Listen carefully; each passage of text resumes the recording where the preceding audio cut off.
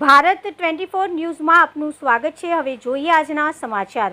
પ્રગતિ girls high school Limkheda ખાતે કન્યા કેળવણી મહોત્સવ અને શાળા પ્રવેશ ઉત્સવનું સુંદર આયોજન કરવામાં આવ્યું, જેમાં જિલ્લા એનિમલ ઓફિસર કમલેશભાઈ ગોસાઈ તેમજ CRC જસવંતભાઈ બામણિયા ઉપસ્થિત રહ્યા હતા।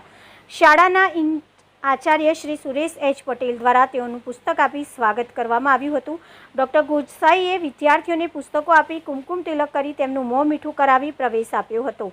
શાળાના ધોરણ 9ના 400થી વધુ અને ધોરણ 11 આર્ટ્સ અને સાયન્સના 350 કરતાં વધુ વિદ્યાર્થીઓને શાળામાં પ્રવેશ આપવામાં આવ્યો છે।